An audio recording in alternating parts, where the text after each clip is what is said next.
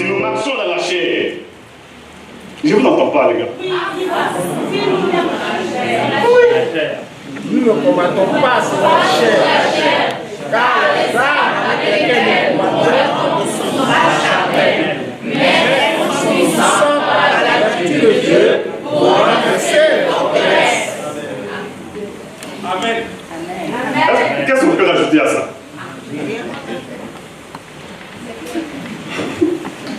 Je n'ai pas envie de prêcher. J'ai envie qu'on vive cette parole. Mais je vais peut-être donner quelques mots et puis on va essayer de vivre la parole. Amen. Parce qu'il est important de savoir qu'en réalité, Dieu nous veut dans le combat. Amen. Il veut simplement qu'on déclenche quelque chose, qu'on prenne seulement l'initiative. Parce qu'après, c'est lui qui prend le relais. Amen. Parce qu'après, c'est lui qui pense ce que tu as servi. Parce qu'après, le petit que tu as mis en œuvre, il prend ça, il l'amplifie dans des proportions qui t'échappent, qui te dépassent, mais qui renversent ton adversaire. Alléluia. Si tu combats, enfin, si tu marches dans la chair, tu ne combats pas dans la chair. Car les hommes avec lesquels tu combats ne sont pas charnels, mais sont puissantes par la vertu de Dieu pour renverser les forteresses. Alléluia. Bien aimé, dans le combat spirituel, il y a un autre texte, un autre passage qui est assez souvent évoqué, c'est Ephésiens 6, chapitre, enfin, du verset 17 et 10 à 17, là où le Seigneur parle des âmes spirituelles. Alléluia. On va s'appuyer là-dessus, mais on ne va pas le lire. Ça sera la première partie de mon message, dans lequel je parle de la détermination des âmes spirituelles. Mais ce qui nous importe le plus, c'est l'emploi des âmes spirituelles. Deuxième partie. C'est-à-dire comment on utilise les âmes spirituelles. Et ensuite, là-dedans, on va voir deux exemples à peu près d'âmes spirituelles qui ont été employées par Paul et aussi par l'Église. Il y en a plusieurs, mais on va voir comment ça s'est passé et les résultats que cela a produit. Alléluia. Donc, dans les âmes spirituelles, il y en a énormément, il y en a beaucoup. Mais il y a des mots qui regroupent, qui résument beaucoup d'autres âmes spirituelles. Alléluia. Et dans Ephésiens 6, à partir du verset 10 à 17, la Bible nous dit qu'il y a la vérité, il y a la justice, il y a le zèle et il y a la foi. Et après, la Bible fait ici aussi allusion à la parole de Dieu qui est en fait l'Esprit. En fait, l'Esprit de Dieu qui est la parole de Dieu. Tout ça c'est vrai, c'est mentionné, mais on ne sait pas forcément le contenu, on ne sait pas forcément ce que cela veut dire. Alléluia. On ne sait pas forcément ce que cela veut dire, mais j'ai eu à cœur de donner quelques éléments dans chaque mot pour nous permettre de préparer notre deuxième partie et vraiment chercher à vivre cette parole qu'on vient de proclamer et de confesser. Assurément, Paul est en train de confesser quelque chose là. Il est en train de confesser quelque chose. Quand il dit, quand je marche dans la chair, je ne combats pas non plus dans la chair. C'est deux choses carrément différentes. Alléluia. Alors dans Ephésiens 6, la Bible nous parle de vérité comme une âme spirituelle. Mais de quelle vérité il s'agit? Plusieurs peuvent mettre les contenus là-dedans. Mais je pense qu'il s'agit du primat de la déclaration de Dieu sur la réalité que tu observes. Quand on parle de vérité ici, en tant qu'âme de guerre, en tant qu'âme de combat, en tant qu'élément sur lequel tu dois t'appuyer pour aller remporter une victoire, c'est que dans ton esprit, c'est que dans ta tête, c'est que dans ta conception, c'est qu'au fond de ton cœur, tu te dises que cette vérité-là ne peut signifier autre chose que ce que Dieu a déclaré. Et qu'en face de ce que Dieu a déclaré, si tu observes quelque chose de tes yeux, si tu vois quelque chose avec vraiment tes facultés humaines, si tu entends des choses, si on te rapporte des nouvelles, si on te dit autre chose, tu dis, ok, j'ai bien entendu, j'ai bien vu, je prends note. Mais ça, c'est des réalités. Est-ce que ces réalités-là sont conformes à la vérité qui vient de la parole de Dieu? Si ça confirme ce que la parole de Dieu dit, tu t'alignes. Si ça ne confirme pas ce que la parole dit, tu dis, bon, j'ai pris note, c'est une information. Une information n'est pas une vérité. Alléluia. Une information n'est pas une vérité. Mais il faut en tenir compte. Et c'est alors que dans cette vérité que tu recherches, tu es obligé de te mettre en situation de combat et de proclamer, de confesser que ce que tu vois ne confirme pas la parole de Dieu. Et tu t'attends à ce que la parole de Dieu, qui est la vérité éternelle, sur laquelle Paul s'est appuyé, sur laquelle aujourd'hui nous aussi on s'appuie, que cette vérité-là puisse s'imposer aux circonstances que tu observes. Quelqu'un avec moi? Amen. Est-ce que ça te dit quelque chose? Amen. Est-ce que tu es convaincu que c'est ce que Dieu dit qui s'impose? Amen. Alléluia. Deuxième mot, dans Éphésiens 6, on nous parle de la justice, qui est aussi une arme de guerre. C'est une arme avec laquelle un chrétien doit traverser, doit relever ses défis. Mais c'est quoi la justice? La justice, c'est d'accueillir l'œuvre de Dieu, l'œuvre de Jésus à la croix. Parce que c'est là qu'on a été justifié. Ça veut dire que désormais, tu n'es plus condamné. C'est-à-dire le sentiment de peur et de répulsion. Le sentiment qui t'amenait à dire que Dieu ne t'entend pas, que Dieu ne te calcule pas, que Dieu ne te considère pas, c'est un sentiment qui doit être désormais effacé. Parce que tu es justifié. Quand on dit que tu es justifié, ça veut dire qu'il n'y a pas de condamnation, il n'y a pas de culpabilité. Ton cœur est net, ton cœur en paix. Tu es confiant quand tu arrives, quand tu te présentes, quand tu te mets en mouvement. Tu es rassuré que personne ne peut te réclamer quoi que ce soit. Jésus a dit, le diable vient, mais il n'a rien de moi. Il fait ce qu'il veut, mais en moi, il n'y a rien pour lui. Est-ce qu'il me fait comprendre? C'est la même déclaration que tu dois prendre. C'est la même posture que tu dois adopter en disant, oui, alléluia. J'ai peut-être fait une connerie, j'ai peut-être bu café, j'ai peut-être volé, j'ai peut-être fait ci.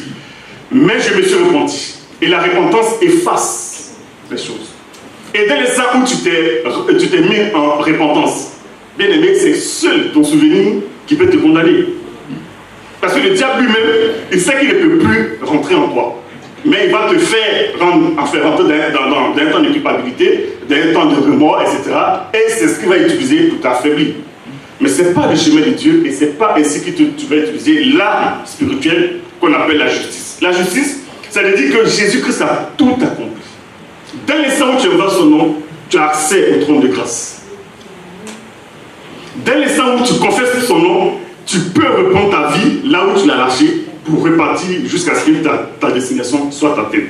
C'est là une âme spirituelle. Et cette âme-là, vous voyez qu'elle est complétée par ce qu'on appelle le zèle de l'évangile. C'est ce que la Bible dit. Mais le zèle, c'est d'abord un sentiment. C'est un sentiment dans l'homme. Parfois, tu as besoin d'être bouillant. Et quand tu sais que tu n'es pas bouillant, il faut prier pour devenir bouillant. C'est important. Parce que le zèle, parfois, détermine autre chose dans la vie chrétienne. Quand tu n'es pas zélé, tu n'es pas motivé. Quand tu n'es pas motivé, tu ne veux pas voir quelque chose de particulier. Quand tu ne veux pas voir quelque chose de particulier, mais il n'y a pas de soif. S'il n'y a pas de soif, tu ne peux pas chercher un résultat. S'il n'y a pas de soif, tu ne peux pas lancer un combat. S'il n'y a pas de soif, tu ne peux pas résister au diable. S'il n'y a pas de soif en toi, tu ne peux pas activer les autres âmes spirituelles. Donc, le zèle, c'est d'abord un sentiment qui t'amène à accepter ou bien à faire un choix de répit. Ou un choix de détermination. Un choix de contestation de ce que le diable veut faire contre ta vie, ou de défaite. Donc il faut être bouillant. Le fait d'être bouillant ne signifie pas que forcément tout le monde est canadien sanguin. Ça n'a rien à voir. Non. On peut être calme, on peut être peut-être un peu, oui, mais avoir en nous un zèle pas possible. Un zèle pas possible. Donc il faut prier pour avoir du zèle. Alléluia. Amen. Et la parole de Dieu te dit également qu'il faut avoir la foi. La foi. La foi, c'est quoi? La foi, c'est quoi? La foi, c'est rien d'autre que le fait de comprendre que Dieu confirme toujours sa parole. Celui qui omet de réaliser que Dieu confirme toujours sa parole, parfois il est bancal, sa marche est défaillante, sa marche est fragilisée, parce que finalement, il n'a plus le regard fixé sur Dieu, et il a son regard fixé sur autre chose, peut-être sur ses limites à lui, sur ses failles à lui, sur sa vie passée, ou bien sur la puissance de celui qui est en face de lui, sur la grandeur, sur tout ce qui peut l'impressionner. Amen. Mais quand tu as foi, tu mets ta foi en Dieu, tu dis, il ne peut pas régner sa parole. Alléluia. Amen. Dieu ne peut pas régner ça. Il est dans sa parole. Il agit sur sa parole. C'est avec sa parole qu'il fait toutes choses. La Bible dit, au commencement était la parole, et la parole était avec Dieu. Amen. Et la parole s'est faite chair. Christ est la parole de Dieu. Donc Dieu, il ne se répand pas de Jésus. Ce n'est pas possible. Dieu, il ne remet pas en cause les déclarations de Jésus. Ce n'est pas possible. Dieu ne met pas une faiblesse dans l'œuvre de la croix. Ce n'est pas possible. Dieu ne fait pas descendre Jésus pour dire non, c'est bon, c'est bon. Le plan s'arrête là. Non, non, c'est bon. Non. Il a toute confiance en la croix. Il dit, celui qui accepte la croix, comme à l'époque, la Bible disait que comme le serpent a été élevé et que tout le monde qui avait le regard sur le serpent était guéri de ses blessures, quand le Fils de l'homme sera élevé, tous ceux qui vont regarder à la croix, ils vont recevoir les guérisons. C'est une déclaration, c'est une parole, c'est une certitude spirituelle. Amen. Et donc quand Dieu a dit ça, obligatoirement, je dois comprendre et je dois admettre que ça là, il n'y a pas d'échec là-dedans. C'est ce qu'on appelle la foi. Dieu a dit, donc ça va se faire. Même si je n'ai pas vu, ça va se faire quand même.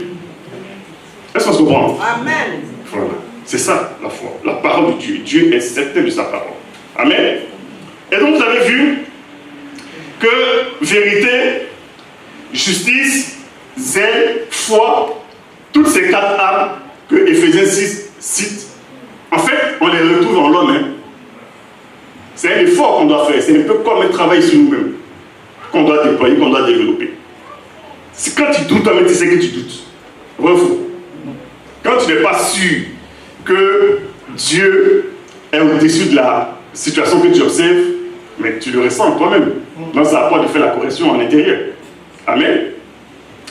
Mais il y a une autre âme qui, elle, relève de l'exclusivité de Dieu. Et c'est ce que Éphésiens dit, l'épée de la parole, qui est l'esprit de Dieu. Le Saint-Esprit de Dieu. C'est-à-dire le guerrier de Dieu. Celui qui entre en mission. Celui qui fait en sorte que tout ce qui est résistance à Dieu ne peut que succomber. Alléluia. Ça, c'est l'esprit. Et l'esprit, là, la Bible nous dit, c'est l'épée de la parole.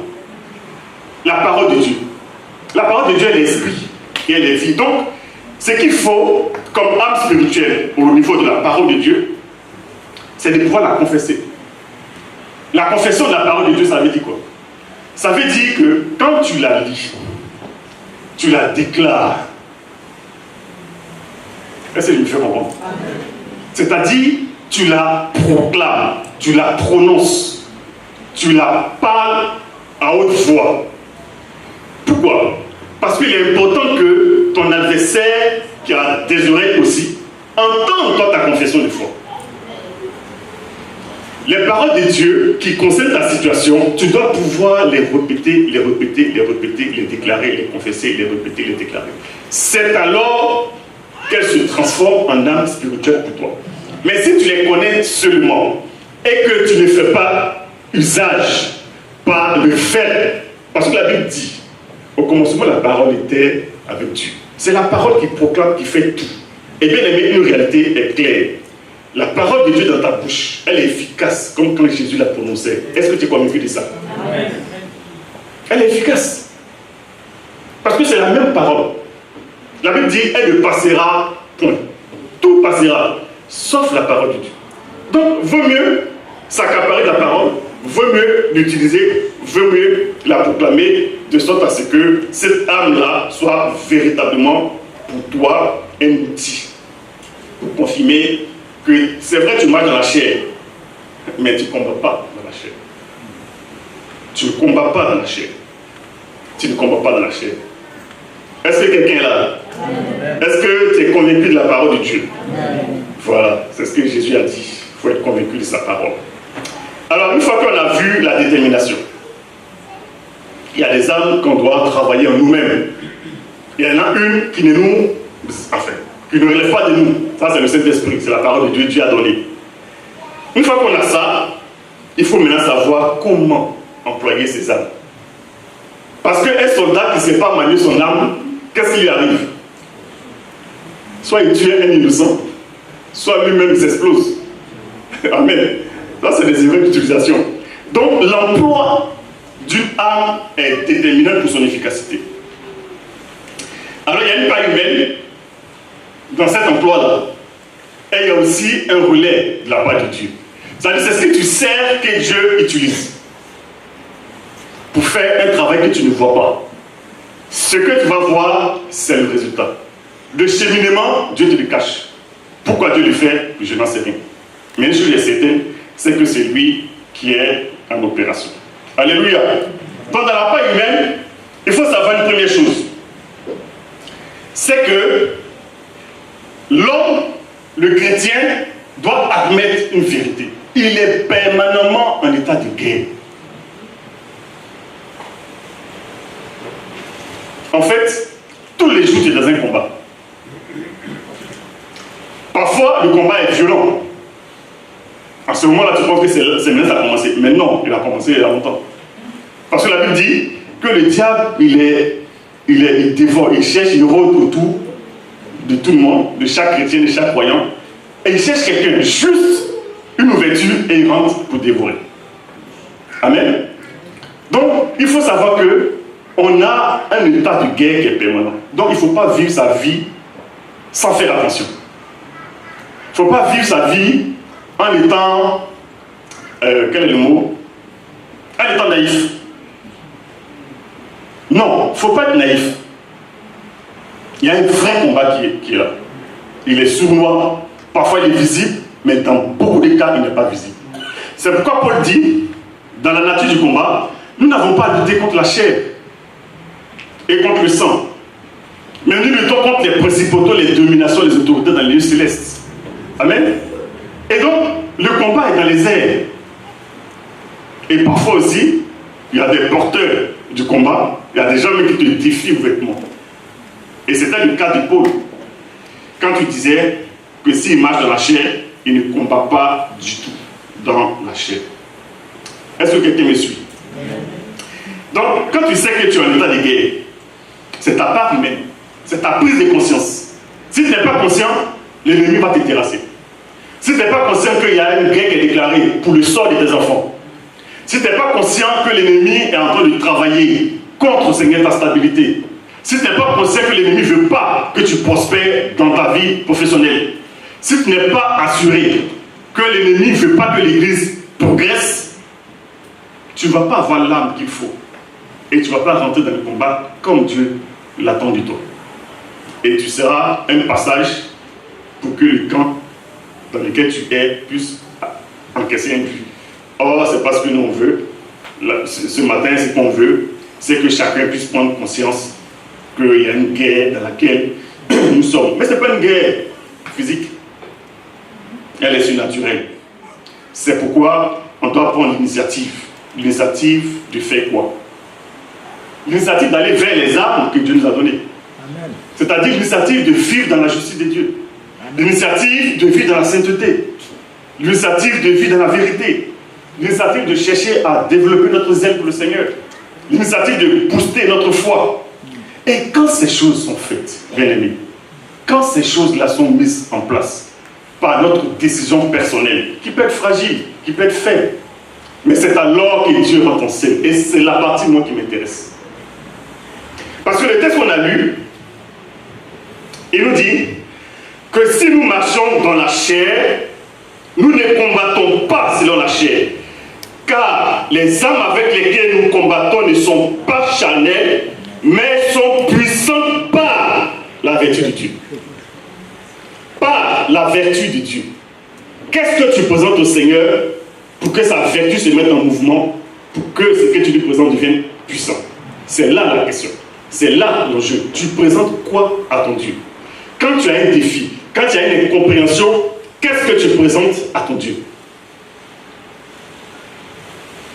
Quand il y a une opposition sur ta vie, quand il y a un projet dans lequel tu veux t'engager, qu'est-ce que tu présentes au Seigneur? Et d'ailleurs, est-ce que tu te rends compte que Dieu transforme les choses que tu présentes afin qu'elles deviennent efficaces?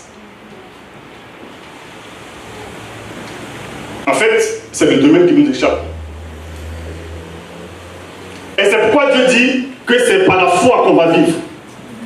C'est-à-dire quand tu montres une toute petite foi, Jésus disait, si tu as une foi comme un grain de sénévé, tu diras à cette montagne, ôte-toi de là, et elle va se lever. Pourquoi? Parce que ce n'est pas toi, imagine-toi devant une montagne, tu vas venir la pousser. Est-ce que c'est possible? Ce n'est pas possible. Mais Dieu va occasionner ce qu'il faudra pour que cette montagne-là ne soit plus. Pourquoi? Parce que tu as manifesté la foi. La foi qui vient de quoi? De la parole de Dieu. Alléluia. Donc il nous faut comprendre que, en fait, ce n'est pas un combat inaccessible. Ce n'est pas un combat dans lequel on doit perdre. C'est un combat dans lequel on doit forcément sortir vainqueur et victorieux. Pourquoi? Parce que Dieu vient. Il vient s'associer. Il vient prendre notre suite. Il vient saisir ce qu'on lui a offert. Il vient saisir ce qu'on lui a présenté. Pourquoi? Pour l'amplifier. De sorte à ce que l'âme que nous allons utiliser devienne puissante par sa vertu. Ce n'est pas par tes mérites. Ce n'est pas parce que tu as jeûné 40 jours. Ça n'a rien à voir avec l'exaucement. Ça n'a rien à voir. C'est pour t'humilier que tu viens jeûner. C'est pour dire, Seigneur, franchement, je vais me concentrer sur toi. Je veux découvrir combien de fois tu es à l'œuvre. Combien de fois tu m'as aimé. Combien de fois les vérités qui sont dans ta parole sont éternelles. Combien de fois, oui, c'est vrai, il y a une vie après la mort. Combien de fois, c'est vrai, il vaut mieux préparer l'éternité que de me concentrer sur les choses. C'est ça, le jeûne. Quelqu'un m'écoute? Amen. Mais Dieu répond à sa parole. À sa parole que tu déclares. Il vient dans ta situation et il prend ce que tu lui offres afin de la transformer pour que tu deviennes quelqu'un qui expérimente la parole de Dieu. Amen. Et donc, il y a quand même deux exemples qu'on peut prendre. Un exemple de Paul et puis de Silas dans Acte 16, 25, chapitre verset 25-26. Paul et Silas étaient quelque part dans une ville et il y a une dame qui avait l'esprit de Python. Et cette dame, par son esprit de divination, elle disait, voici des hommes de Dieu, ceux-là c'est des hommes de Dieu, man of God, ceux-là ils sont forts, ils sont puissants. La Bible dit à un moment donné, Paul était fatigué. En fait, il y a des prophéties qui fatiguent. Est-ce qu'on se comprend? Voilà. Quand ça ne vient pas de Dieu, ça épuise. C'est fatigant. Donc la Bible dit que Paul excédé, s'est retourné, et puis il a dit, au nom de Jésus, Esprit, sort de cette dame. À l'instant même, l'Esprit a dû capituler. C'est l'autorité, qui est aussi une âme spirituelle que Paul a utilisée là. Alléluia.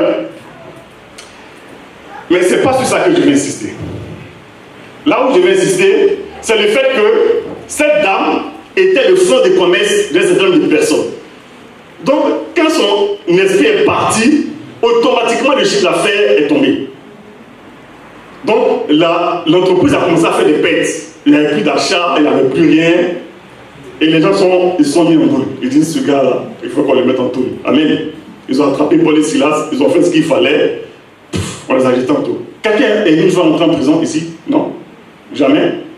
Je connais les prisons. On ne peut pas sortir comme ça, sauf l'autre là qui a pris son hélico. Sauf lui. Mais sortir d'une prison, c'est grave.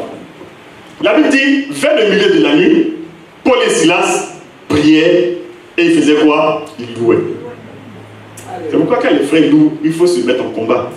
Ça déclenche les choses. Ça rappelle que Dieu est puissant. Ça rappelle qu'il est au-dessus de ce que je vois. Ça rappelle tout ce que quelqu'un peut me montrer comme, oui, infimité, comme fatigue, comme maladresse, comme infimité. La louange de Dieu fait rappeler les exploits de Dieu. Or, quand tu sais que ce type en qui tu mets ta confiance a déjà fait ça, forcément, tu sais qu'il va refaire ce qu'il a déjà fait. Amen. Donc, Paul et Silas se sont mis au milieu de la nuit à louer Dieu, à chanter, à louer, à proclamer, à crier, à crier.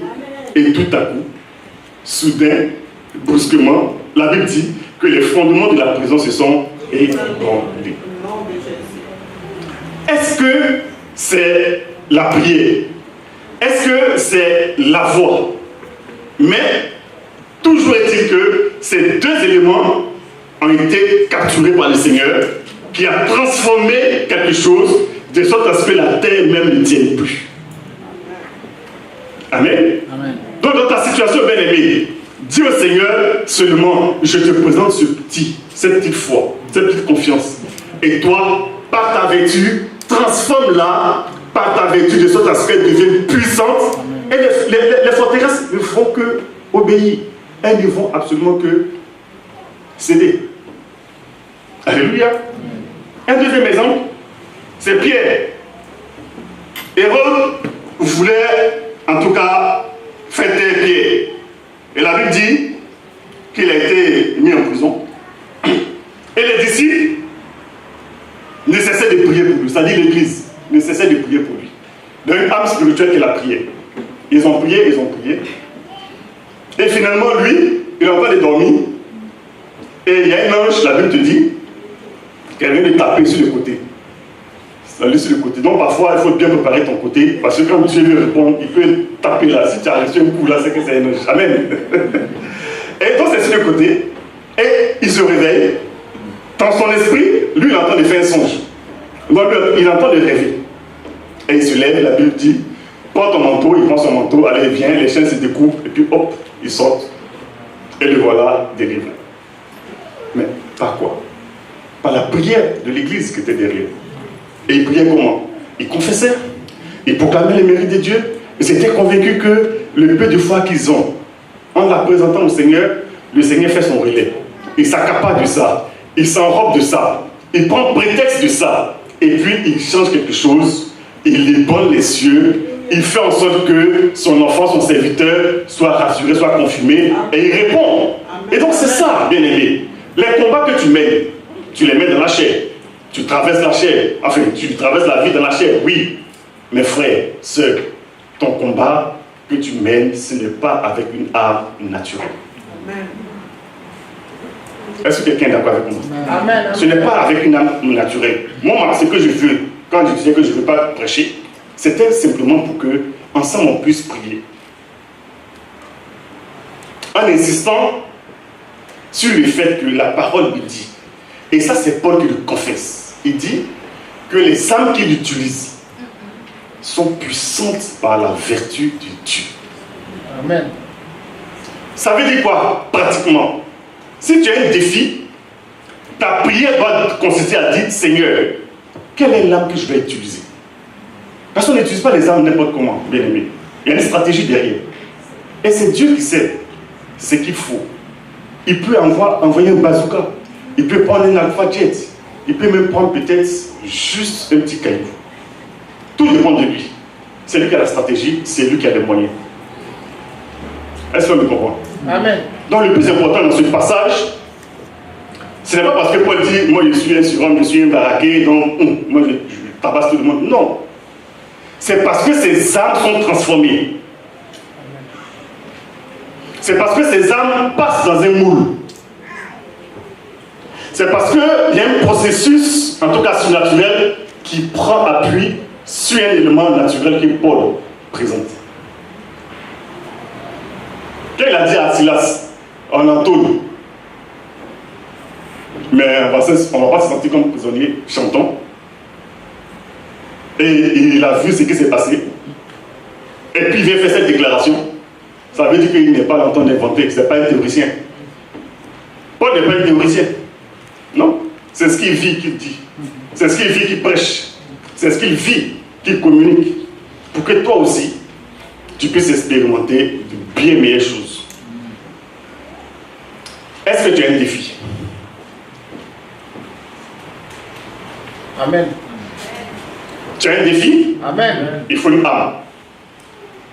Comment tu veux la dégainer? Comment tu vas choisir cette âme d'abord?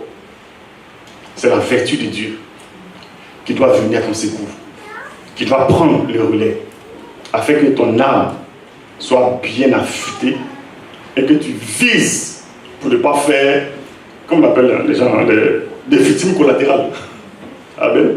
Parce que parfois, on n'utilise pas bien les armes des victimes collatérales. Malheureusement, ceux qui ne connaissent pas le Seigneur, c'est peine perdue pour eux. Est-ce que quelqu'un veut expérimenter la vertu de Dieu? Amen. Qui rend puissant l'âme que Dieu lui a donnée? Amen. Est-ce que ta décision de vivre par la foi, tu veux la présenter au Seigneur pour lui dire, Père, rends-la puissante pour qu'elle soit une âme surnaturelle? Est-ce que l'œuvre de la croix, telle que tu la vois, telle que tu l'entends, est-ce que tu veux apporter cette présentation au Seigneur pour lui dire, Père, voici mon entendement, voici ma compréhension de l'œuvre que Jésus a accomplie pour moi il y a 2000 ans. Cette simple compréhension-là, je vais te la présenter afin que par ta vertu, elle devienne une âme surnaturelle, puissante pour renverser ce défi. Est-ce que le zèle, cette petite motivation que tu as pour venir à l'église, pour prier, parfois avec peine, mais il y a un petit zèle, est-ce que tu peux montrer ce zèle-là au Seigneur ce matin pour lui dire, Père, ce petit sentiment, je veux que tu l'amplifies, que tu la rendes puissante par ta vertu. Bien aimé, en fait, le but de ce message, c'est de faire rentrer, en fait, tout ce qui est effort de votre part dans un processus surnaturel. De sorte à ce que ça soit transformé à une puissance inexprimable, à une puissance extraordinaire. Et quand on parle de puissance, ce n'est pas forcément de gros bruit, mais c'est des choses qui produisent l'effet qu'on attend. Est-ce que quelqu'un veut demander à son Dieu de l'amener dans cette dimension, d'expérimenter cela? Est-ce que quelqu'un veut ça ce matin? Amen. Est-ce que tu veux? Est-ce que tu veux ça? Donc tu vas chanter encore que mon Dieu est puissant. Tu vas te tenir debout et puis tu vas proclamer ces choses-là avec nous. Que mon Dieu est puissant. Que mon Dieu est puissant. Et puis tu vas confesser cette parole-là. D'accord? Que si je marche dans la chair, je ne combats pas selon la chair. Car mes armes ne sont pas charnelles. Elles sont puissantes. Elles sont puissantes. Oh Seigneur, merci ce matin.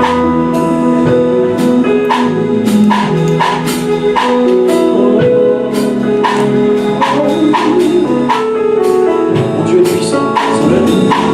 Mon Dieu est puissant. Il déplace les montagnes. Il me cache sous ses Abrite sous son nom. abrite sous son nom. Mon Dieu est puissant. Mon Dieu est puissant. C'est lui qui me guérit. Lui qui me fortifie. Lui qui me fortifie. Et l'éternel Toi, mon Dieu est puissant. Mon Dieu est puissant.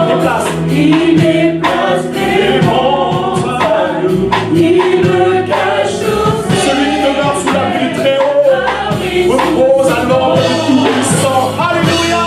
Mon Dieu est puissant. C'est lui qui me guérit. C'est lui qui me guérit. Lui qui me fortifie. Lui qui me fortifie. Il règne éternellement. Oh,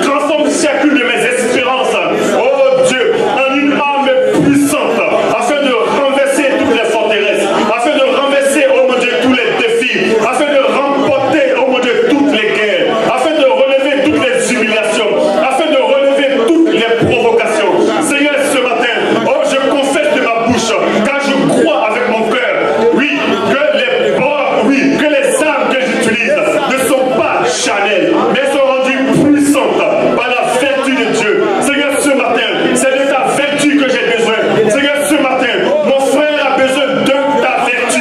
Seigneur, ce matin, oh Dieu, fais passer dans ton moule surnaturel, dans ton moule de puissance, Seigneur. Oh Dieu, la foi de quelqu'un. Seigneur, que la foi de quelqu'un ce matin soit transformée par